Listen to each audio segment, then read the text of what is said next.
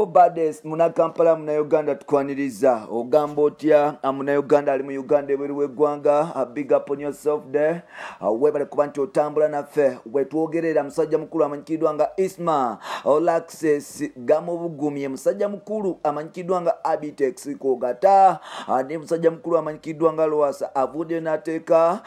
police kuninga ng'agamba erina okukwata Isma kuba yavaayo mu bwatuukirivu mu lwatu n'agamba nti ye yatta Danis ku mapesa era nga bagamba obwenkanya omuntu yavaayo ne yeewayo mu mikono gya poliisi bwe gityo tekisobola kuba nti oba oliawo alekebwa just bwatyo n'okuba nti ayina okulaga nti ali above the law. Jjukira recently UCC yavaayo n'egamba nti oba oliawo Isma tasaanidde kuba nti adda ku TV wetwogerera Isma agenda mu maaso n'okuba nti akola emirimu gye nga babadde agikola era nga abadde yalowooza nti oba oliawo n'omusajja agenda kubeerako touchable akulaga nti ali untouchable. Amawulire ki agatambula mu ggwanga lyatu Uganda yes babujitani Music of Africa oba African Music album eyamukyala mukulu amanyikiddwa nga Azawi yasobodde okuba nti agitampola mpola era nga album eno eriko ennyimba 16 ennyimba zonna 16 nga bwe ziri nga bw'oziraba nabwe kityo zigenda maaso n'okuba nti zitopinga mu Apple 100 Music ekitegeeza nti ziri mu shortlist za 100 ennyimba ezo okubeera mu list ya Apple kyetwala process by process but newankubadde it depends on sound submission nebisigaddewo so Azawi agenda tulagako ekintu nga musajja mukulu amanyikiddwa nga Zulita Muzibu yali nti agenda albamu ye nga ye namba 2 mu Africa yonna naye kati nomugamba nti olyembala oliwa Nigeria tebasobola kuyimbirayo yadde kava so Uganda bwetyo but that is how omuntu alina okuba nti promotion nga music mpola mpola musajja mukulu amanyikiddwa nga iPass killer the Badman killer mpola mpola nonkwako updates nga bibino okuba nti bitambula the Badman killer iPass yavuddeyo n'atutegeeza nti tayimbira buli omu era gwe oba obadde ng'olowooza mbw akuyimbira nedda ssebo genda ononekuvu ye music amutera wayagala fani toleeta kajanjamba omumanyiira era tobanga eyo no sinika nolowooza mbu ogenda kumutiisa ye tebimukwatako ye yajja kuyimba bibye kati gwe obanga olowooza mbu omufuga bambi enaku ekulumire ddala bampita Richiboya Maxudi Junior made in Uganda ntambi Jimson kutuguli gumu kwa Uganda mukamulikina maso no kubanti subscribe bwana tambule mpola mpola yes fena tukimanye kiri mu ggwanga lyatu Uganda bannamawulire bagenda mu maaso n'okuba nti oba oliawo obakola emirimu gyabwe newankubadde n'abayimbi bagenda mu maaso n'okuba nti balwanirira ekitiibwa kyabwe bannamawulire bagenda mu maaso n'okuba nti bayingirirwa babloga abasinga ennaku zino bonna bagala kwefuula nti I want to be a blogger and those people are talkative like are so talkative now mukuba nti boogera ennyo bamaliriza bakoze ensobi ebimu babeera nga balinako obukakafu ebimu bambi olulimi ne luyitira recently waliwo clip omusajja ojjagenda mu maaso n'okuba nti akola amanyikiddwa nga Isma Olaxes ng'evaayo eraga nga bwe yagenda mu maaso n'okuba nti ng'avaayo yeewaana nga bwagamba nti tebamuzanyisa era bo be bavaayo okuta musajja mukulu amanyikiddwa nga Danis ku mapesa ono omwana yali producer yakuba ennyimba ez'ettabwe nnyo yakubira Wininwaji Musawo nakubira Rema Juice wa Mango yakubira Bakenzo yakubira Bebe Kulu ne South Solo mbozi za malo yakuba ennyimba nnyingi ekikulaga nti omusajja yali talented ku myaka 2 gyokka egy'obukulu yagenda maaso n'okuba nti agenda n'akubibwa omutwe ne bagoba ettenta nabwe kityo nattibwa era nga paka ssaawa zino tetumanyi mayitire gaako omusajja avaayo akola vidiyo ng'agamba nti yabadde alifaringa kukenzo ku musajja mukulu amanyikiddwa nga Wizzo Manizo oluvannyuma okuba nti oba oliawo Wizzo Manizo teyasobola kuba nti yasobola okuba nti akuba mukyala so n'olwekyo teyasobola kuba nti oba oliawo amuddamu mpola mpola now bino byonna biraga ekintu kyekiri okubeera kibeera nti Abitex olunaku lwaleero avuddeyo n'agamba poliisi basebo mutandika okubeeramu ku mpisa mutandika okubeerako n'amazima mubeere beerufu omusajja mukulu amanyikiddwa nga Isma Olaxes nabwe kityo agenze mu maaso n'okuba nti abikola mpola mpola era ng'avudde n'agamba nti poliisi mugende mu maaso n'okuba nti musiba musajja mukulu amanyikiddwa nga Olaxes. Kuno nno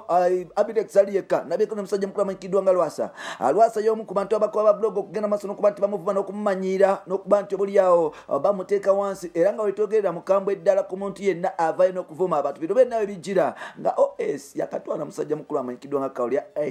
Kaulia Kais mpola mpola musajja mukulu amanyikiddwa nga Brian Wako ne Mako bagenda maaso n'okuba nti batwalibwa mu kkomera nga babalango ga defamation nga bagamba nti obalyawo bagenda maaso n'okuba nti boogera ebigambo by'esimatu ku musajja mukulu amanyikiddwa nga OS abagamba nti obulogo batandikira ku OS yavuddeyo n'atugamba nti Wizomanizo ne radio be batandika embozi y'abalogo era nga obulogo bwafuuka obulogo kineno kyaviira ku ki naffe tetumanyi lwaki be bakola okusandika okuba nti babayita abalogo kati abantu batandise kusiba bantu tobeereyo n'ogeyogera ebyensimatu lowooza bajja kuleka buladi bagenda kuteeka mu kkomera ate ne bakukwata ne bakuteekayo mu kkomera ogenda kuba nti kagwemu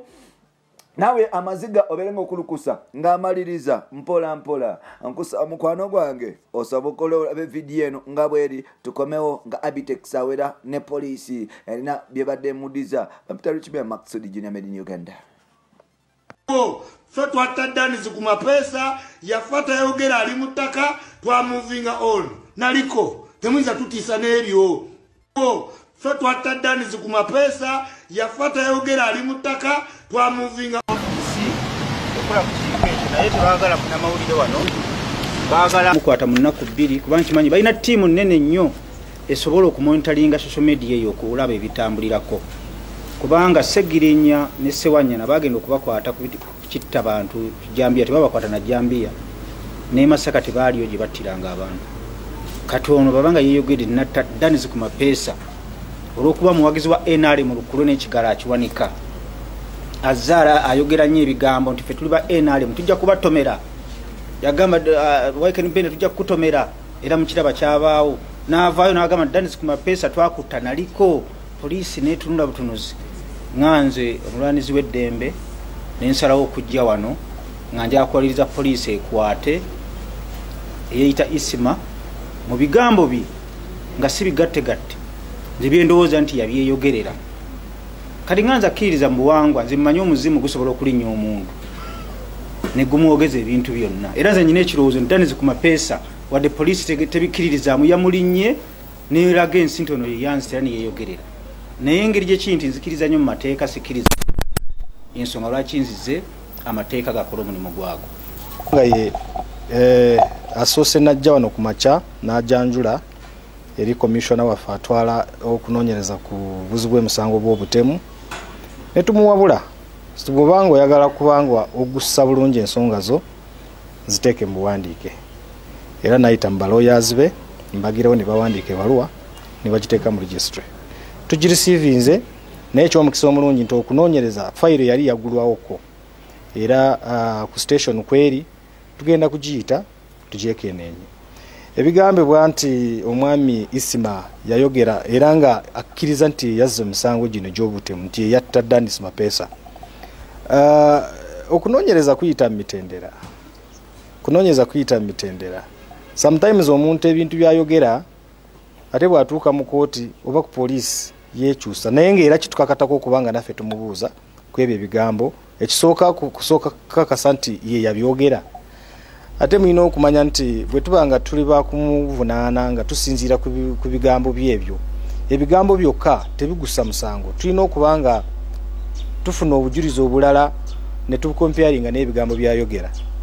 era n'ebigambo ebyo naffe akatambi ako twakalaba era kali mu lulimi Oluganda ffe bwe tubanga twakunoonyereza ku musango ogwo tubitaputa ne tubizza mu lulimi Oluzungu ekintu